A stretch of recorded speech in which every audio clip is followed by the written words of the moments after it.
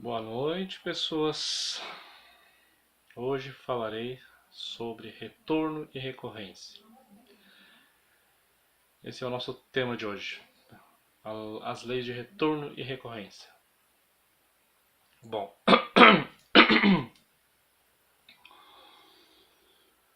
habitamos então o plano físico e conforme a ordem de leis, quanto mais longe do absoluto, do sagrado sol absoluto, da dimensão zero, mais leis, mais mecanicidade e mais dor. E quanto mais próximo do absoluto, que é a dimensão zero, menos leis, menos dor e mais felicidade. Menos complicada é a vida. O plano físico, onde estamos, o plano tridimensional, é regido por 48 leis. Claro que não devemos levar esse número ao pé da letra. É apenas um símbolo, uma referência, né? É feita uma pequena comparação com os cromossomos, que a célula de germinal, a semente humana, o gameta, né? Ele tem 48 cromossomos, 24 da mãe e 24 do pai.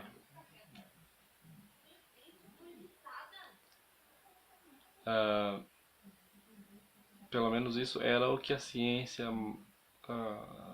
dizia no passado. Agora não sei dizer ao certo. Mas enfim,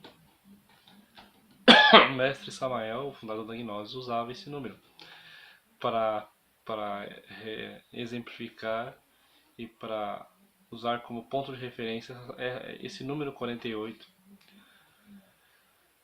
que é dito que são o número de leis do plano físico, do plano tridimensional de Euclides. E retorno e recorrência são duas dessas leis que irei tratar nesse vídeo. Retorno. Retorno se refere a que tudo na natureza retorna ao seu ponto de partida. Se observarmos as estações do ano, as 4 estações, né? Verão, outono, inverno, primavera, verão novamente, outono, inverno, primavera, verão, e esse ciclo é interminável. Essas 4 estações estão sempre voltando. Então, a natureza é cíclica, ela se repete.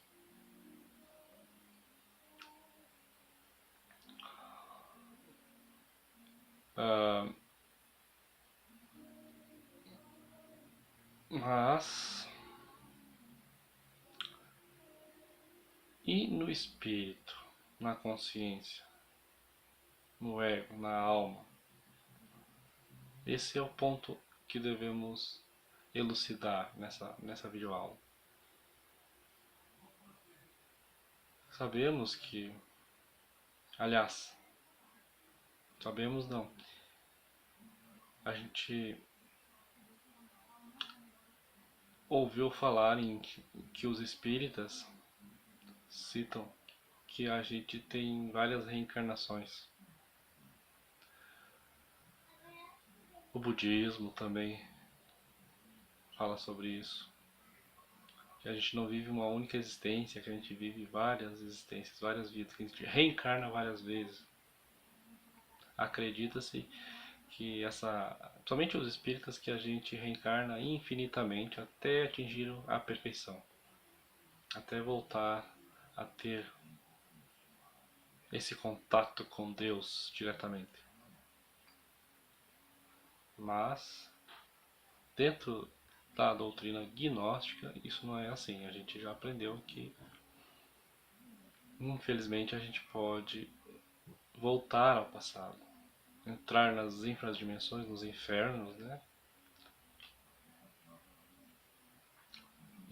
E voltar a evoluir no plano físico, desde da dura pedra até o homem, até o ser humano.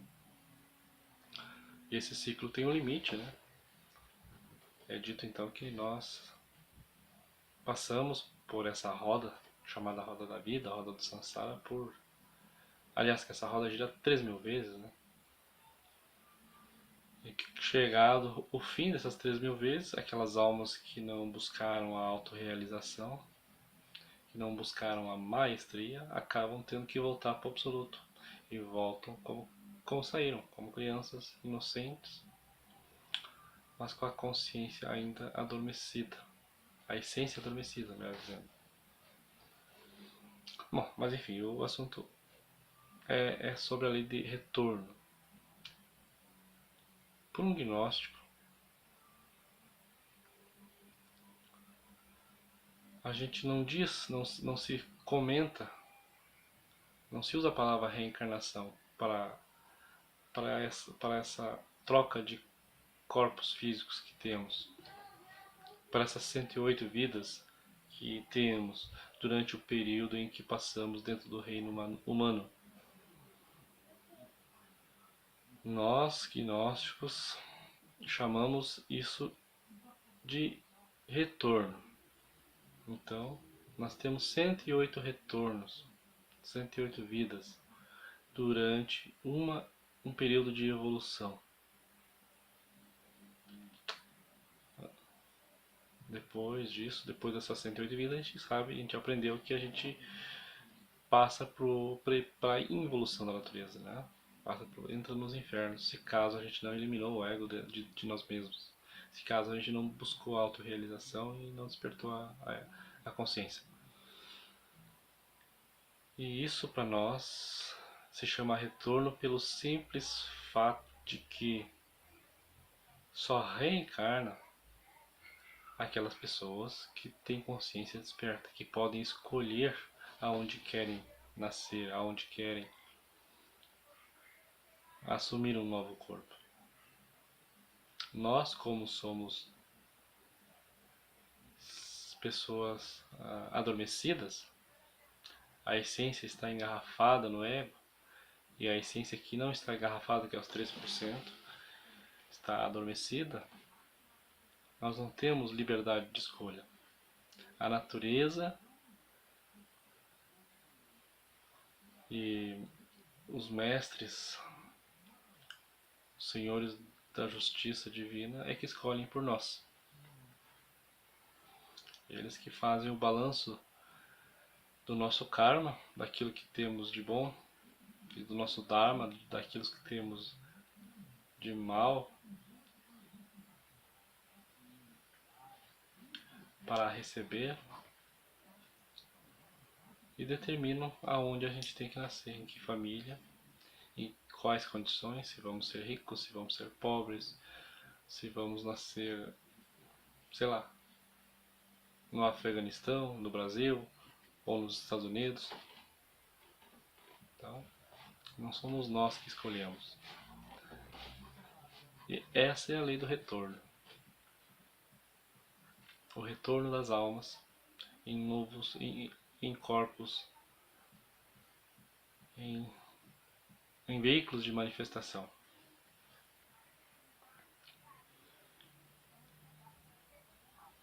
E,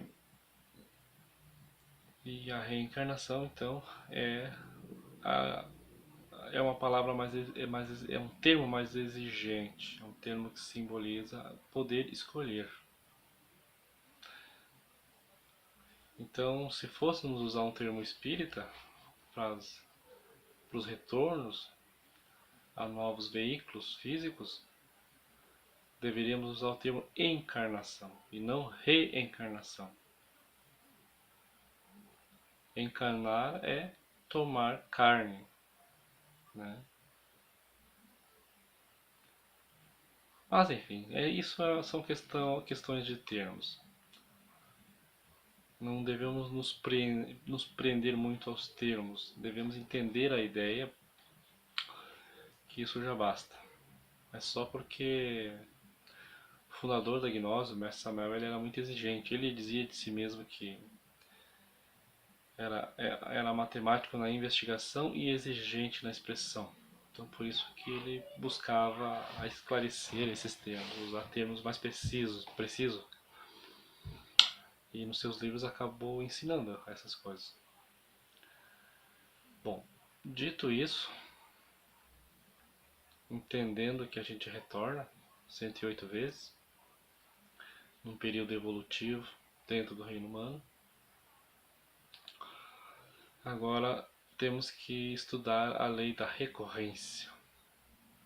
Recorrência, o próprio nome já diz, né? Recorrer, repetir. Né? Ao retornarmos ao novo corpo, a gente passa a repetir os dramas, comédias e tragédias que vivemos em vidas anteriores. A recorrência funciona da seguinte forma: vamos dar um exemplo, claro. Se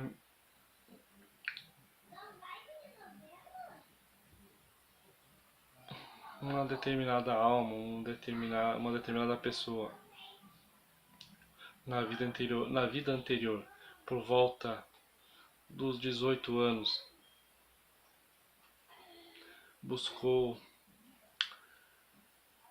um relacionamento sério e acabou casando com alguém, nessa nova reencarnação, possivelmente, com grande certeza, nessa mesma idade, 20 anos ou 18 anos, não me recordo agora o número que eu falei, mas enfim, próximo dessa mesma idade, ele passa a buscar essa pessoa novamente, a buscar esse relacionamento sério novamente, vai casar-se,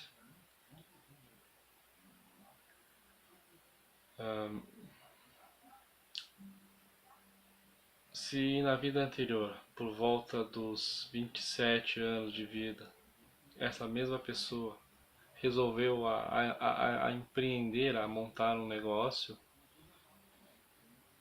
nessa nova vida, ela vai buscar fazer a mesma coisa. Ela vai repetir, ela vai sentir aquela vontade de ter um empreendimento e provavelmente vai empenhar muitos esforços em levar adiante um novo empreendimento. E vamos supor que lá pelos 35 surge uma terceira pessoa, né? E essa pessoa comete o crime da... Como é que se chamava antigamente? Do adultério. Nessa nova vida, nesse novo retorno, quando chegar esse período, essa pessoa novamente vai se encontrar com essa terceira pessoa e vai repetir esse erro.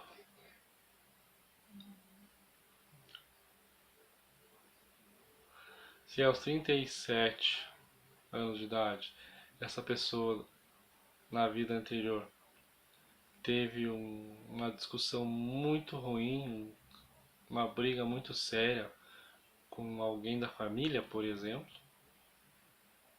nessa nova existência, aos 37 anos novamente, essa pessoa com a qual ela teve essa briga, essa contenda, essa discussão muito séria,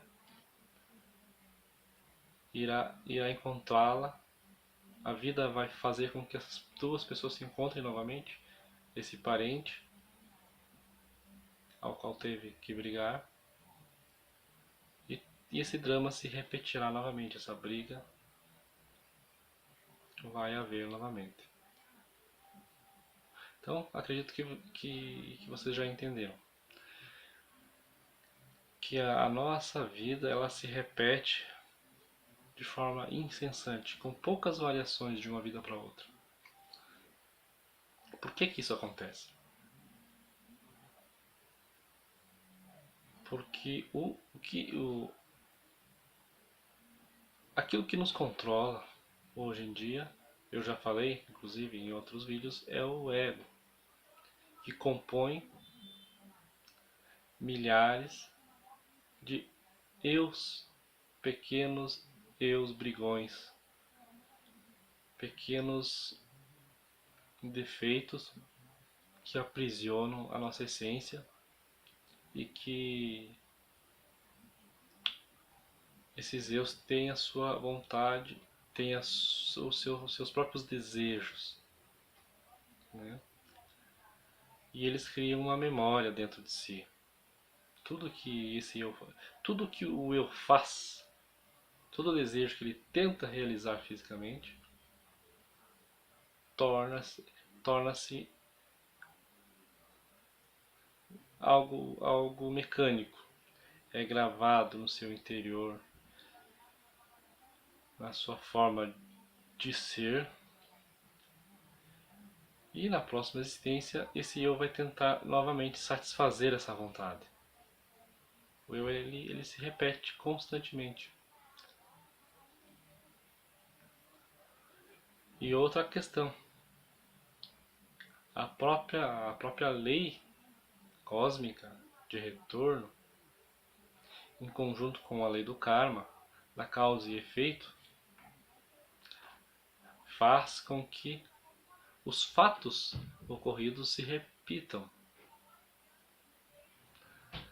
Não fisicamente, claro, porque estaremos até fisicamente, inclusive, mas numa existência seguinte a gente sempre vai estar num outro ambiente com as mesmas pessoas, muitas vezes, mas essas pessoas terão novas personalidades. Estaremos em outra cidade, em outros bairros, em outros países, mas enfim, serão personalidades que retornarão, aliás, serão egos que retornarão, egos e essências, né? Que a essência está aprisionada dentro do ego, que retornarão a essas novas existências, só que num cenário diferente. Porém, esse ego vai querer satisfazer os seus desejos e vai tentar repetir o que fez nas vidas anteriores. E a lei, para fazer com que a gente pague o karma da vida anterior, também contribui para que os fatos se repitam. E ao se repetir, ali teremos a oportunidade de mudar esse fato para um lado positivo, né? Se tivermos um pouquinho de discernimento, né? Então, eu citei aqui do caso em que a mulher, em que a pessoa em questão cometeu o crime de adultério. Ao essas duas pessoas se encontrarem novamente para cometer esse delito, se um deles tiver um pouco de espiritualidade, um pouco de remorso mais apurado naquele momento, ela pode quebrar esse ciclo, né, e deixar de fazer aquele ato criminoso para si mesmo e para o seu cônjuge, no caso, né? Então por isso que a natureza cria esse ambiente e faz com que exista essa repetição, né? Então existem os dois motivos. O ego, né? O ego que quer repetir, que quer satisfazer o desejo aquele, e a, a própria lei da natureza de retorno agindo para que o ser humano possa se corrigir. E corrigindo-se, melhorando e evoluindo. Então existe sim, se nós pensarmos bem, existe uma evolução. Mesmo que nós não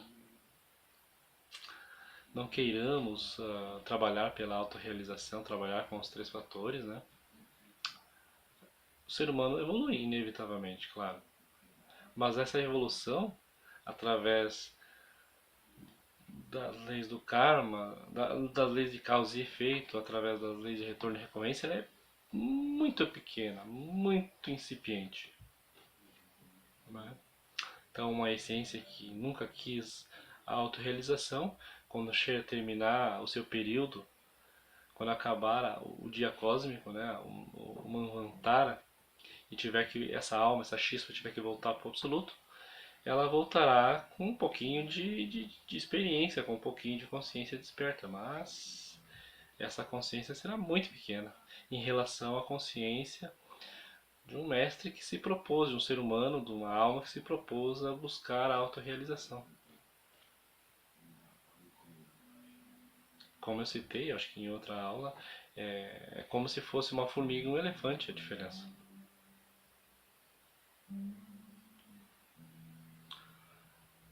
Ela acabou evoluindo muito pequenamente, muito pouquinho, só em cima da mecânica da vida. Então ela não quis a revolução, ela não quis buscar a sabedoria por conta própria. Então, agora a gente entende, a gente compreende como é que funciona, como é que a natureza age para que a gente consiga ir nos purificando. Agora, nossa, de posse desse conhecimento, sabendo que existem essas leis de repetição dos fatos da vida, das vidas anteriores, a gente pode ir com a reflexão e a autoobservação, a habilidade de estar mais atento aos fatos da vida, podemos começar a mudar esses fatos. Né? Começamos a não dar tanta atenção e também não deixar que esses defeitos nossos, que é esses egos, esses eus, nos prejudiquem. Né? Ao percebermos, se estivermos mais alertas, que chegar o ponto aquele fato da briga com a pessoa que ela na vida passada, e a gente não reagir, né, ao insulto, a gente acaba quebrando aquele ciclo vicioso e a gente acaba quitando algumas dívidas com a lei divina, algumas dívidas com a nossa com o nosso ser propriamente dito. Porque tudo que a gente faz na vida sempre vai haver alguma consequência. Todo fato vai ter um resultado. Tudo que a gente semeia um dia vai ter que colher. Né? Isso já é dito há muito tempo. Todas as grandes religiões falam sobre esse assunto. Né? Só que nós aqui, dentro da instituição gnóstica, melhor dizendo, dentro do ensinamento gnóstico, detalhamos um pouquinho mais esse assunto. Conseguimos ser mais didáticos. E essa didática aumenta ainda mais a nossa compreensão. E essas duas leis são mecânicas, elas vão agir quer nós queiramos, quer não. Então a nossa vida vai se repetir sempre. E dizem que tem algumas pessoas, inclusive, que as suas vidas são tão repetitivas. Pessoas, por exemplo, foram vamos citar aí, foram músicos, né? Quase na totalidade das suas existências, sempre, sempre acabou sendo um músico, né? E de tanto repetir, repetir, vida após vida, vida após vida, chega a um certo ponto que se torna tão mecânico isso que essa pessoa se torna um prodígio muitas vezes, né? Com bem pouca idade já aprende a tocar um instrumento e já executa músicas maravilhosas assim para ouvirmos e espantam as pessoas, né? A gente costuma dizer que são como é que se chama? São superdotados, né? E nem sempre são realmente superdotados. São egos que sempre tiveram aquela profissão, repetiram tanto que já sabem quase que intuitivamente aquilo que faziam em existências anteriores. Matemáticos, enfim, se formos pesquisar na internet e ouvir relatos tem milhares aí de relatos de pessoas que são prodígios, né? Mas isso não significa que essas pessoas são superiores às outras, que têm um nível de consciência mais alto. Nem sempre. É apenas que elas, de tanto repetir, elas trazem no seu inconsciente aquela habilidade desenvolvida, né? E a grande maioria dos seres humanos acabam, muitas vezes de uma vida para outra, acabam trocando de profissão, né? Fazendo profissões semelhantes às vezes, né? Um artista, né? Um músico, numa próxima existência, ele pode buscar um outro ramo da arte, né?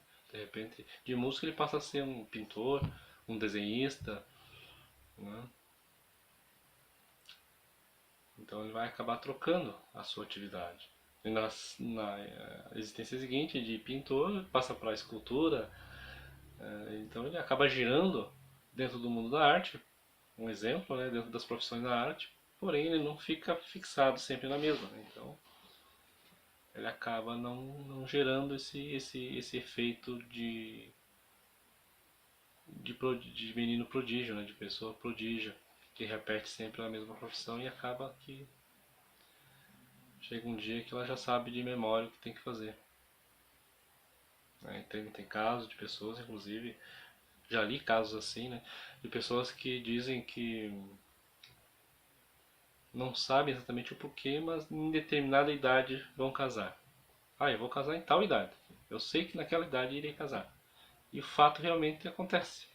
Ah, então, quando eu estiver com 30, com 40, 50 anos, irei morrer. A pessoa tem aquela sensação e afirma para os amigos, para os familiares, os familiares se espantam, né? Isso muitas vezes são memórias do próprio ego. Talvez na existência anterior ela tenha falecido naquela idade.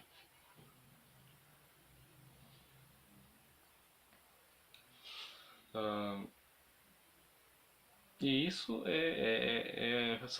são leis mecânicas, né? Como eu disse, são leis que se repetem incessantemente, quer nós queira, quer nós não queiramos. A única forma de escaparmos dessas leis de retorno e recorrência é o trabalho com os três fatores de revolução da consciência. Irei repetir muito sobre esses três fatores de revolução da consciência, porque é a base de todo o trabalho de autorrealização. Sem esses três fatores em conjunto, a gente sabe que não conseguiremos a autorrealização. Isso é questão de lógica, né? Quem leu ou aprendeu como funcionam esses três fatores já sabe. A lógica já a sua mente já fecha, já entende essa lógica, que realmente é, é, só, esse é o caminho, não tem outro jeito, que é eliminar de si esses defeitos que no interior carregamos, esse turbilhão de desejos diferentes e brigões, né? Ora, a gente tem desejo de comer, de comer além da conta, né? Além do que a nosso instinto corporal manda. Ora, temos o desejo de ter, sei lá, um celular novo, sendo que o nosso está funcionando maravilhosamente bem, mas é um desejo que provém talvez do eu da ganância ou da inveja, né? Que a gente vê uma outra pessoa com esse bem e a gente nem precisa, mas a nossa inveja vai lá e faz com que a gente compre.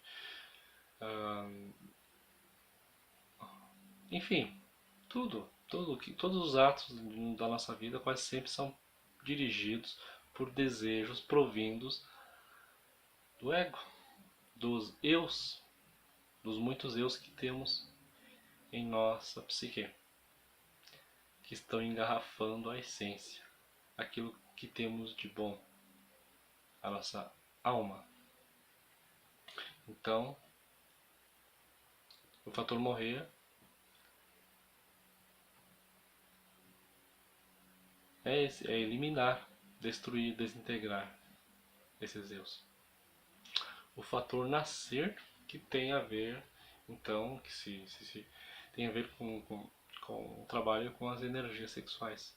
É algo que será explicado mais detalhadamente em videoaulas sequentes,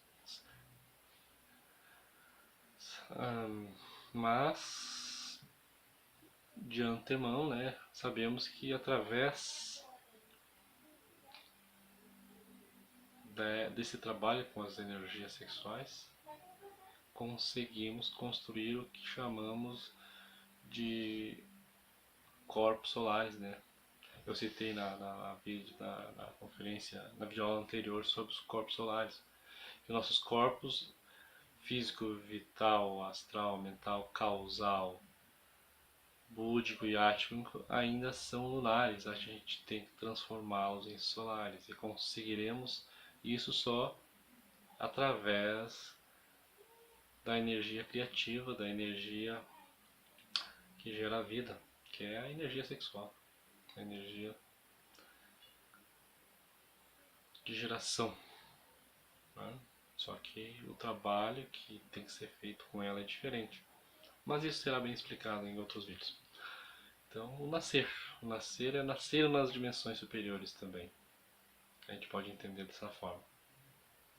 Despertar a consciência também é nascer, né?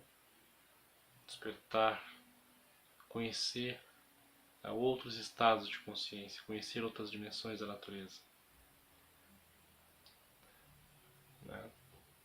Mas enfim, o nascer para um gnóstico simboliza mais diretamente o trabalho com a magia sexual, com o sexo, para criar os corpos solares. E o sacrifício pela humanidade, que é, então, divulgar o conhecimento gnóstico, divulgar o conhecimento dos 3 fatores de revolução da consciência para o mundo, para quem queira aprender. E divulgar sem interesse, sem buscar reconhecimento, sem buscar lucro financeiro, sem se sentir orgulhoso porque detém esse conhecimento. Enfim, passar conhecimento de forma desinteressada. Apenas passar para frente. Sacrificar-se pela humanidade é isso. É o ofício sagrado de espalhar o conhecimento gnóstico. Conhecimento espiritual. Bom, eu acredito que por hoje é só. E até mais, gente. Paz inverencial. Só uma questão aí. Esse cumprimento final, paz inverencial, para vocês entenderem, significa paz para vocês e para a humanidade em geral. É como se fosse um mantra. né? É um comprimento antigo usado dentro das escolas de mistérios. Ok? Até mais.